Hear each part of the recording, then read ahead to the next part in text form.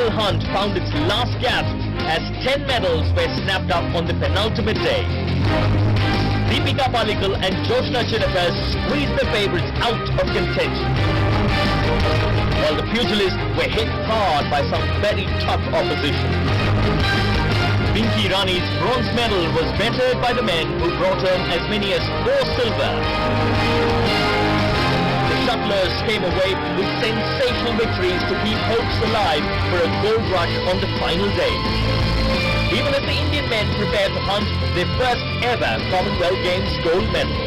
So on to the final day's action it is. Stay with us. Yes, stay with us because there's plenty of action that is coming around the corner. History could be made in badminton. Parupalli Kashyap in action. History could be made as far as field hockey is concerned.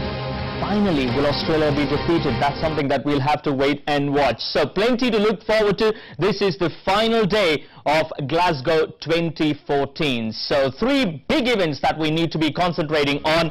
It's Parupalli Kashyap who will be up against Derek Wong. That should be coming in at around 4:30 p.m.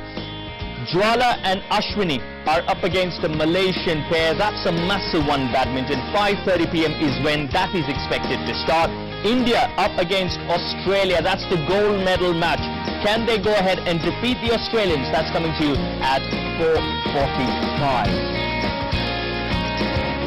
Right, just a quick look at the medals tally thus far. India hoping to pick 3 more gold medals, and that might not be enough to pit Scotland. At the moment, it looks at India is at 5, and it appears to stay put that way. 61 overall, as opposed to just over 100 that we picked at the end of 2010.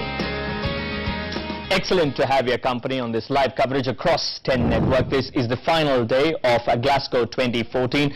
The last 10 have just about breezed past. Thanks to the company of Jagbir, thanks to the company of Norris Preetham.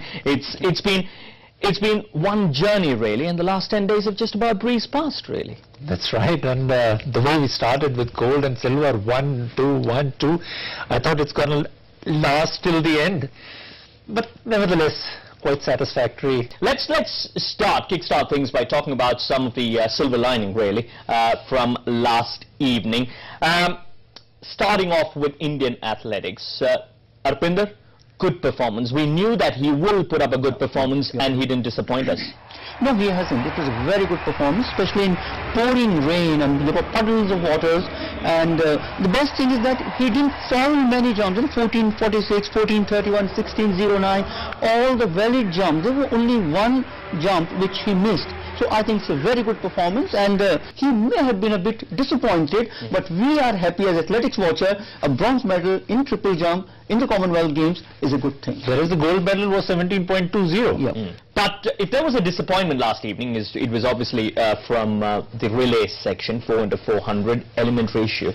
That's right. I mean, imagine, RK, 4x4 relay has been one of India's strongest event, and we have entered 2 Olympic finals. And last night what happened was absolutely unpardonable. In 4x4, if you are dropping batons, imagine what will happen in the 4x100 meter relay. And especially Tintu Luka, maybe I feel that Tintu Luka was not really even concentrating. I doubt if they have even trained. Look at the way they are looking back and taking the baton. This is unpardonable. In lane 1, maybe Tintu was concentrating too much on 800 meters. She never even realized that she was going to run 400 meter relay because there was no medal. She did poorly. Maybe that's why she stood up for the relay, maybe hoping to get a medal, which didn't work. Ratandeep Kaur on that particular occasion wasn't able to pick up that one really. But just to give an idea as to how you go about doing it, obviously you look up to the likes of Jamaica doing it, isn't it? We thought it's a good idea to look at a particular moment really as to how they go about doing it.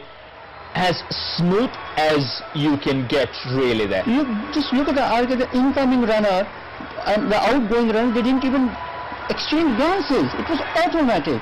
I mean, I can remind you of the fact that US used to be a 1, 2, 3, 4 in the Olympic Games, and they used to lose to the Cubans in the relays. In fact, technically, I mean, Usain Bolt there, people would tell you, I'm sure the experts would tell you, that you might not want to switch hands after you've picked up, Yeah. but he is Usain Bolt, so I mean it's Usain Bolt, he can do anything that he wants. So, Such but I'm saying in terms of strictly, I mean when you looked at the previous two exchanges, it was picture perfect.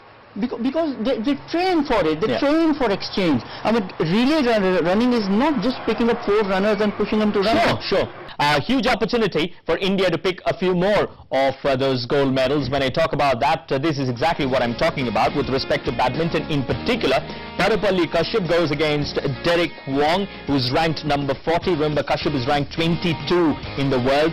Not that when you're talking about Commonwealth Games rankings don't play too much of a part, but you're still talking about men's singles individual event that's coming up at 4:30, and then Jwala and Ashwini, who have been outstanding in doubles over the past few years, are up against a Malaysian pairing there. That's at 5:30 this evening. Watch out for that all-important game of hockey as well. India up against Australia. India have done all right in terms of coming back and how. So when we come back on the other side, we'll take a look at what transpired between India and New Zealand. A fine comeback from Team India.